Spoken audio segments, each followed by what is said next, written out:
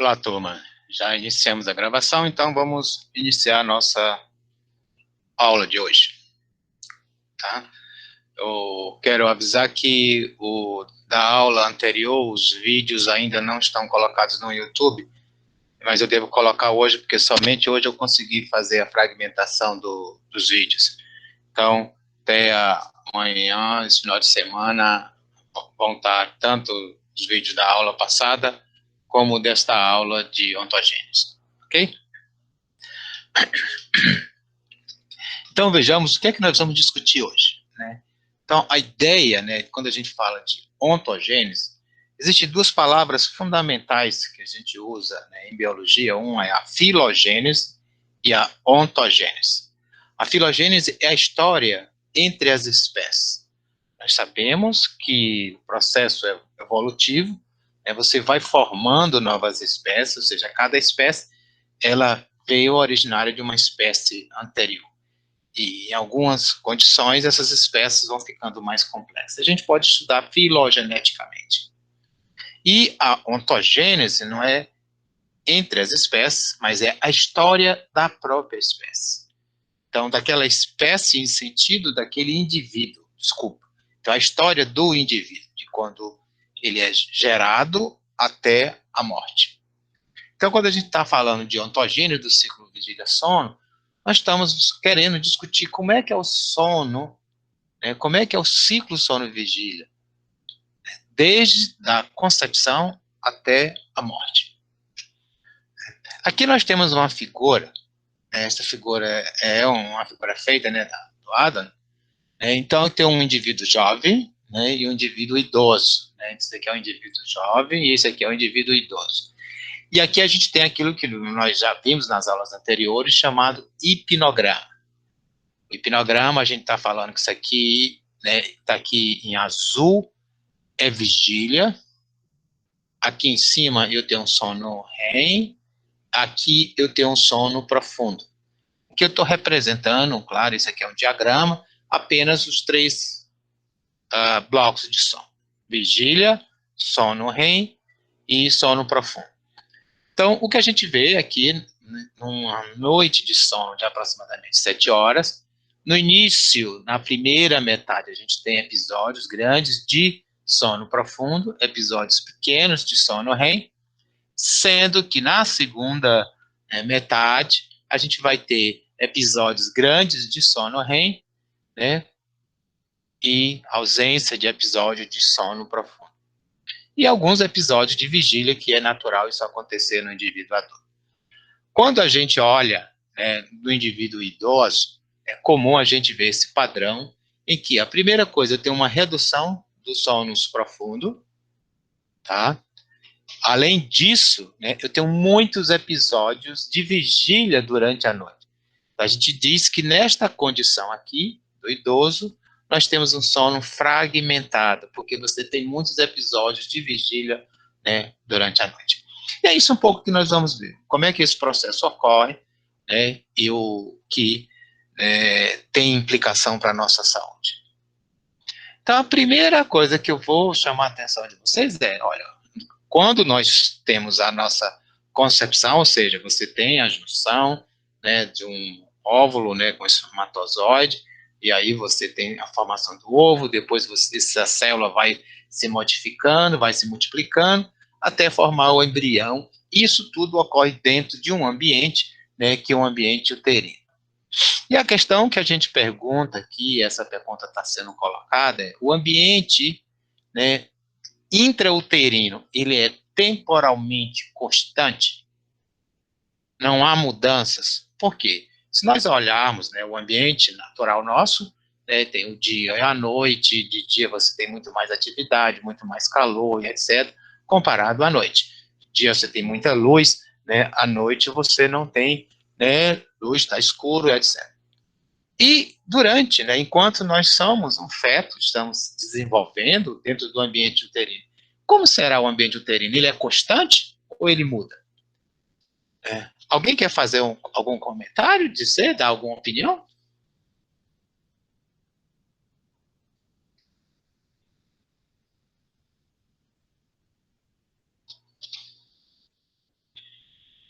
Hein, Hércules? O que é que você acha?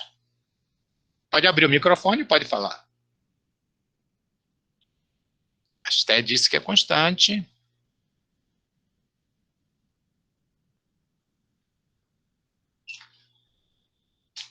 Então vamos ver, né? Na verdade, né, vamos pensar o seguinte: o que é que representa, né, o ambiente uterino? O ambiente uterino ele vai representar, né, a fisiologia. Professor, Diga. o meu computador tinha travado aqui, eu estava tentando abrir o microfone, mas o Google deu aquela travada básica. Eu acho que é constante também. Certo. Então, assim, mas o que eu quero chamar a atenção aqui, o ambiente uterino, ele vai refletir o meio interno da mãe, né, da grávida. Né? Então, a grávida, ela está, né, pensando que ela está tendo modificações. Então, vamos ver o que ocorre. Né? Então, alguma questão do clássico, né, para o desenvolvimento, né, da temporização, do ritmo, né, do sistema de temporização circadiana.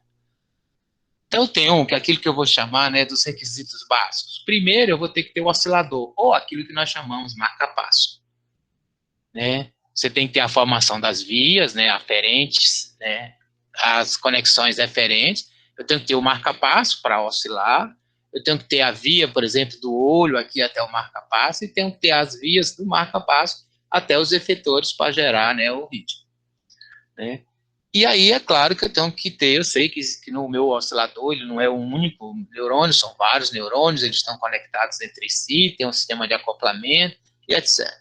Né? E a questão, né, além de eu estou falando nisso, né, esses aqui são para o feto. Será quando isso desenvolve no feto?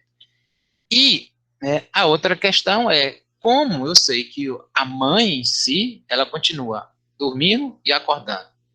E o feto, como é que fica? Tem uma sincronização? Né? Então, nós vamos, né, não sei se tem alguém aqui que já foi mãe, já ficou grávida, tal, sabe, por exemplo, que tem os movimentos fetais, principalmente nos últimos, né, meses. Né? Então, uma das questões que a gente sabe, né, claramente, primeiro, a mãe vai continuar produzindo melatonina, e essa melatonina ela é capaz de atravessar a barreira, né, a, da placenta, e ela pode, então, agir sobre o feto. Então, a temperatura da mãe, que varia, durante o dia a temperatura está mais elevada, enquanto a mãe está dormindo, a temperatura está mais baixa. E essa temperatura também ela vai influenciar, né, a atividade, né, funcional, né, do feto. Também eu tenho cortisol, né, dopamina.